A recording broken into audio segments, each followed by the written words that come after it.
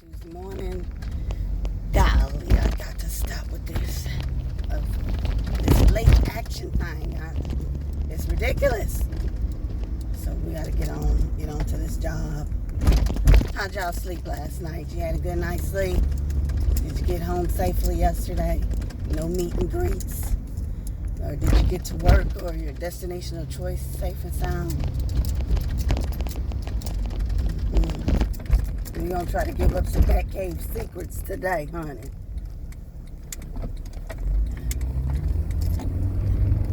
If you don't know what that is, you ever watch Batman? And he's giving, when he get up in that cave, it's time for him to go. He give up the Batcave secrets.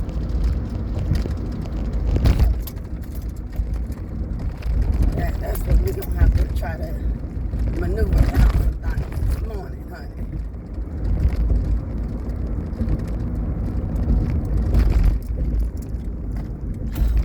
Okay, like, I watched Lovecraft. Sorry, trying to clear some things off my screen. Watched Lovecraft yesterday, and I also watched Fargo. I'm like, Lovecraft is starting to get good. Starting to get good. I mean, Atticus and put, I guess, a protection spell on himself. And Letty gave the negatives to, Christ, what it was? Forgot the girl's, the other character's name, the lady, the female, who does the majority of the magic that Atticus is trying to learn. The one that Ruby is messing with, Letty's sister. Golly, I cannot remember her name right now. And gave the negatives to her. And she put a invulnerability, I think it was, spell on her because, Letty is pregnant. And Tick knows, but he was like, she ain't told me yet. But Letty did tell Ruby. And Dee, her little self is all up in arms and in her feelings to be a young lady. They were showing, this was a episode about them revealing Emmett Till's body, and people have traveled to go see his body at his funeral during this time. Get off my screen. And so with that, Dee is still upset, one, that her daddy, Tick's Uncle George, is gone, which was played by Courtney Vance. Is gone. He's dead. He's no longer living. And, Exxon is on at 173. And Shell, what are we at? 189 still. And now, Hippolyta is, hasn't come back because she didn't come back through that light, that vortex. She didn't come back through there. So Tick doesn't know if she's gonna come back through or not, if she's gonna appear somewhere else, if she's just lost in that, that time frame, that space and time, or he doesn't know. And so Lady keeps trying to tell Tick that they should let her know where her mom truly is, and Tick doesn't want to. So she's very much upset when it comes to this viewing or this funeral, and somehow the police get a hold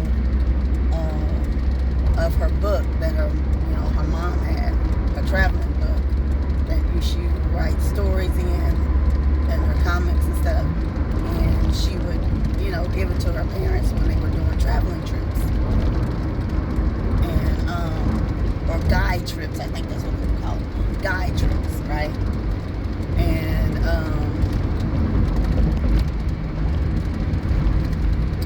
with that in mind, she's upset, she's angry. The police chief or whoever it is walks up on Letty and another officer and asked her if that's her book, where's her mom at and all that, and what's her mom's name.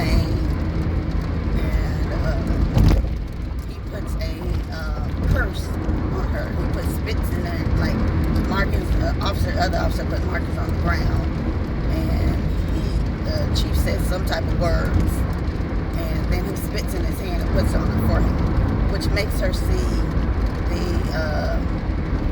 the characters from a book she had on the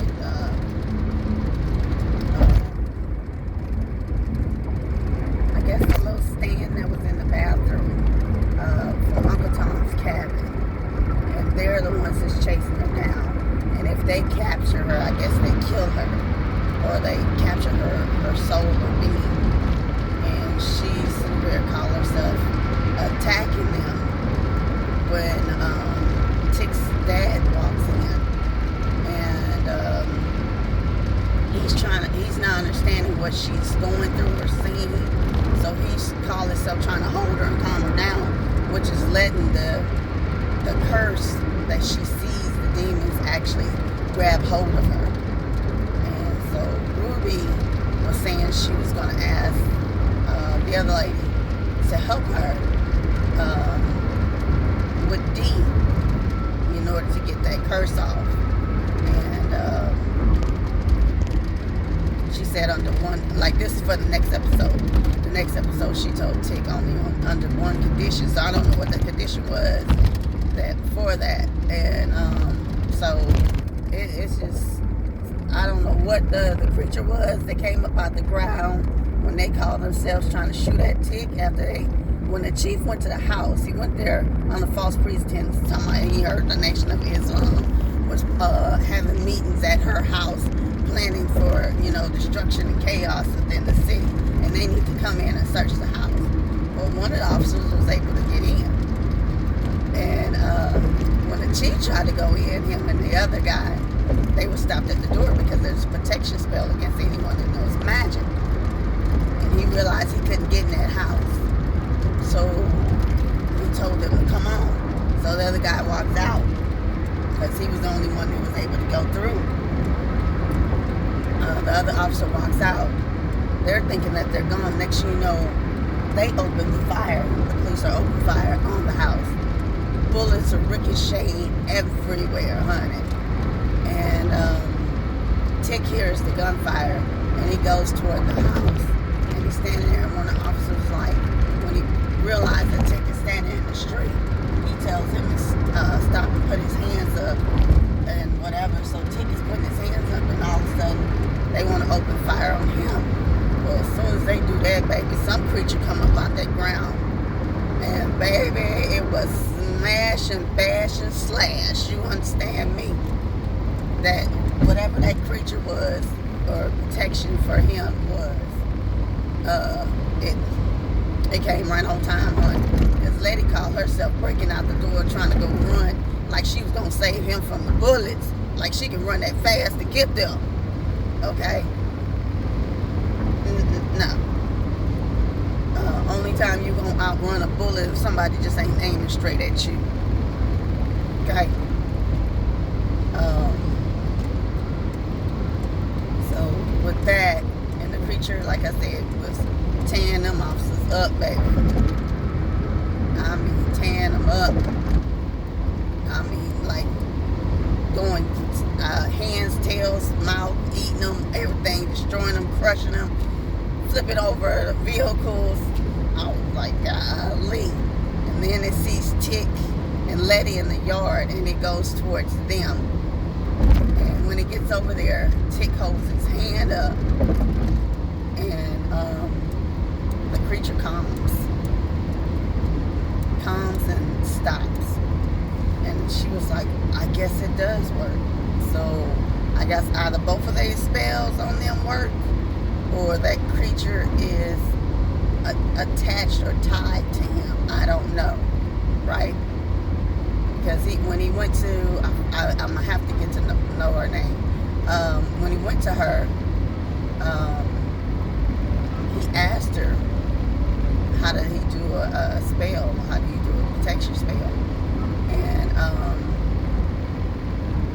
she was like, she told him. And so he was like, she asked him why, and he was like, it's my birthright. So that's what I'm saying. Something about him or his character, right? And he he did tell his dad, like, when he was caught in that vortex and that light, that, you know, he was able to meet his son. And the book that his son wrote is parallel to their life of what's happening or their family story. So some things have been changed, he said, in the book, but it was very similar. So he gave the book to his dad, because, you know, not just Tick's not the only one that's an avid reader. His Uncle George was very much an avid reader, and so is his dad. So I believe he read it. He gave it to his dad, and I'm sure his dad has probably done, you know, read through that book like it was nothing, like ABCs to him, honey. So we're gonna see on the next episode. As for Fargo, I haven't really got to know these characters' name that Chris Rock is in, and is it Gilliam? I forgot. I'm gonna have to look up his name too. But he, you know, he played the Colonel on It's a Different World. So he's in there as well. But apparently, you know, they're trying to make sure that they're strategic enough not to have an all-out war. But with the Italian side, his younger brother wants all-out war and destruction. That's the way that he sees power, or people in fear is the only way that you have control or power. And that's not what his brother believes and thinks, right? He believes that he wants his business and use his muscle when needed, right? It ain't what his brother thinks, his little brother thinks. So he simply told one of the guys to go kill the oldest of Chris Rock's son, because they already have the youngest. They had to do a trade. Apparently that's what's happening in this story. You know, when the two top crime bosses, in order to keep alliances, they switch children, switch sons, in order to keep the peace, right? And he grabbed the youngest brother of the Italian, told the guy to go grab the guy they call Rabbi, who's basically taking care and watching over Chris Rock's character's youngest son that's in the house. And so from there, Rabbi is pointing a gun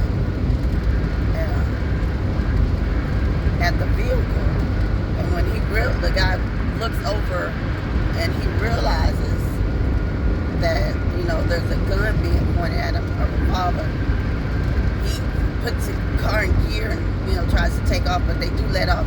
Rabbi never let off any shots. It was the other guy who was driving who let off the shots. And Rabbi kept asking him, is that what Joseph, I can't remember the guy's name, if that was his order or not, or was it his younger brother? And, you know, and he figured it out to where he was like, I'm not doing this. And the other guy was like, you're dead, you know, you traitor or whatever. And he was like, no, how about I think the guy is Josiah. He was like, how about I tell him that you're taking orders from his younger brother, and you didn't let him know that he was plotting like this. And so both of them are at basically a standstill. Rabbi takes the gun from the guy and gets out the vehicle. So, but they do tell Chris Rock's character that it was Rabbi who had a gun pointed at him and shot at him, but Rabbi didn't shoot at him. He did have a gun pointed at him. And I remember in that episode, Chris Rock's character's youngest son asked Rabbi why they call him Rabbi, isn't that Jewish? Because he originally is. But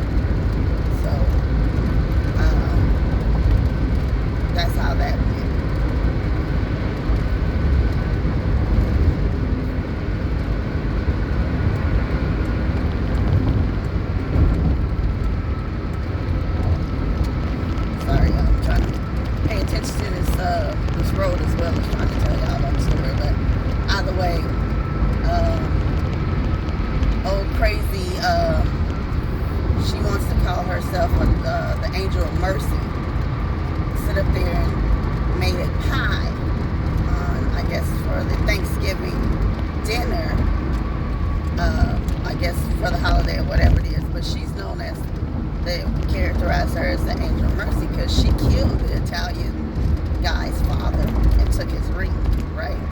And the mother is upset at the funeral, telling the oldest son, you couldn't even wait for his body to be in the dirt. You took his ring. And he was like, what are you talking about? Nobody removed any jewelry off of him. And, you know, that's when you're introduced to the younger brother, the big, old, like, massive, like, muscular younger brother compared to, you know, his older brother. He's very, you know, short and stumpy. Well, I shouldn't even say stumpy. He's not his brother, okay? And she called herself making an apple pie and put it on their doorstep. But what's her name? Sister and another escapee, when they escaped from the women's prison, she ate the pie. And baby, when I tell you, she couldn't keep her faculties about her, because she was like, when they went to go rob Chris Rock's gang, his character's gang, right, of their money, because they run numbers, right? There's the numbers house, warehouse, or whatever it is. Old girl couldn't keep it together. She was crapping on herself. She was throwing up on the money, and it was like, woo-wee.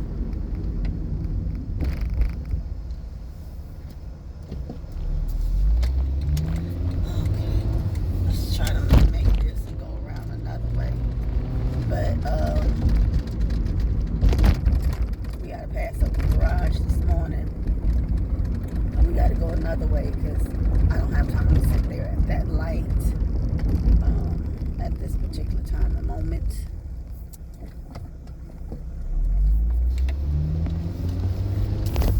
And I gotta get along, little doggies, get along. That's what I gotta do this morning, okay? Because yesterday, when I was clocking in, honey, I think I told y'all, baby, I was sitting there putting in my number so I can go ahead and clock in. And as soon as I pressed the enter button, it changed to the next minute. I was so upset. Oh, I was so upset. I gotta get one over because they on the line. They just don't know. I don't know who's driving this morning, but they gonna get a rude awakening out of me this morning. Cause I got things to do. Got things to do. I got to try to make sure I clock in on time. Then I can go on back to the garage. Matter of fact, where's my mask? I didn't scrub my face or clean my face down after I washed it and stuff with the alcohol this morning. So I'm still trying to, you know, get this under control on my face. This breakout on my chin.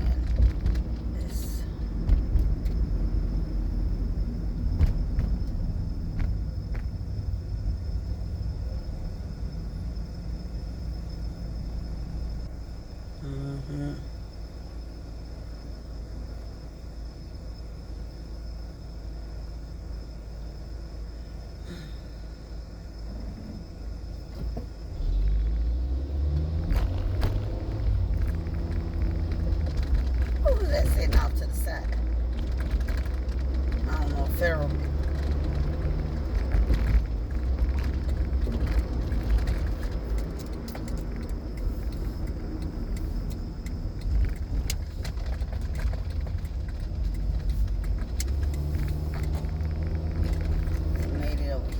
Building so we can park. Oh goodness gracious, what's going on this morning?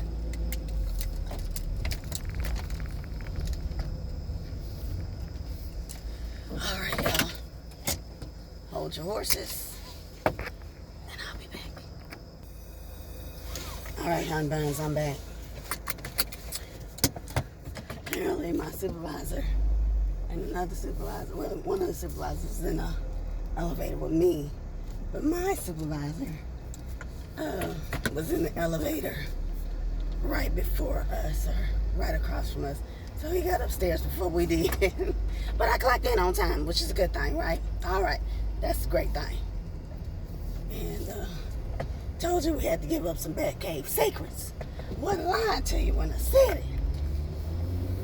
So we did it. We were able to get things done and accomplished, and we're good to go.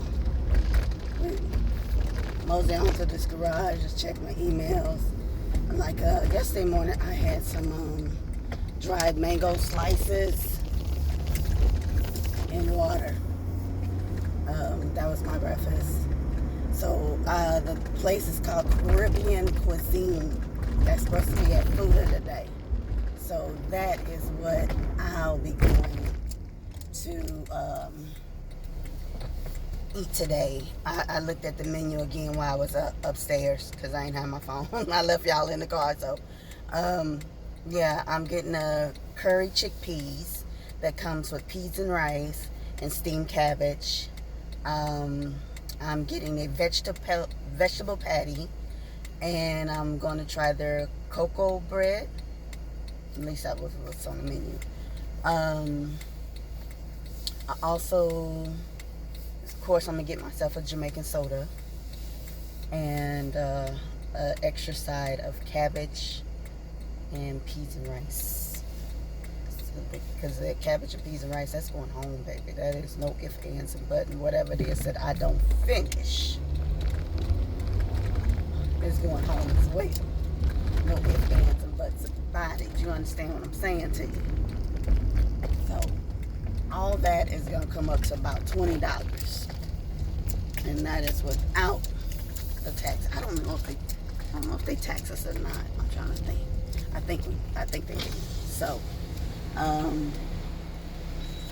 that's what I'm looking to spend. So with the tax and everything, I think it may be $22, $23, something like that. Okay, let's just round it up to 25. So lunch today is gonna be about $25 because the lunch entree itself is $7.50 or $8. And I know the ginger beer, I believe it's $2.50 or $3.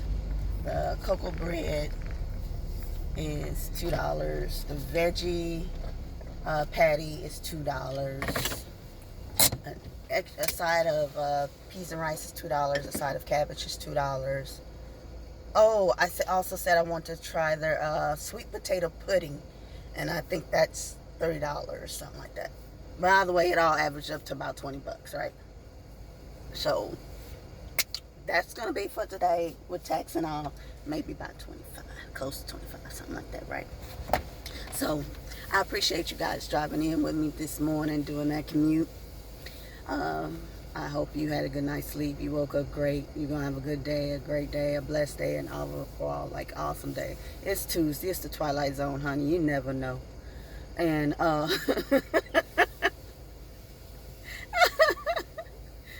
Twilight Zone, you just be like, oh, my gosh. But either way, right? But, and I mean, the old school average Hitchcock, Twilight Zone. The new Twilight Zone with Jordan Peele. I've only seen a few episodes, I think last year when I watched it. I can't say I watched the full season, right? So, maybe that's something I'll sit up there and try to binge watch and see how that goes. But, yeah, other than that, I pray that you guys get to work, home, or your destination of choice safe and sound in one piece. No hassle, fuss, trouble, problems, and misunderstandings. You don't have any meet and greets, honey. And overall, if you can, just please try to be respectful to each other, honey. I know people try your patience, honey, get on your everlasting nerve, maybe even your last nerve, but try to do your best you can. Because I know they'll sit up here and try it. Do the best you can. Just be respectful to each other as much as you can. Alright? I will talk to you guys this afternoon. The video from yesterday afternoon is still loading. But, because I didn't remember...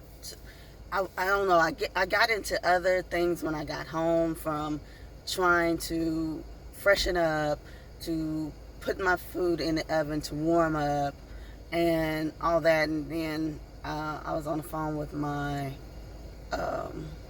mom again, and then I sat up there, and the insurance company called me back to confirm my appointment for next week, and let me know when the adjustments in my pay, like my payments would be, take effect and stuff with the new update to the policy and all that.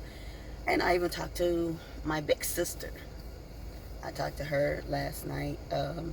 She said she was on her way home and she was stopping at Popeyes, I guess, to get something to eat for, the family. So... Oh, goodness gracious.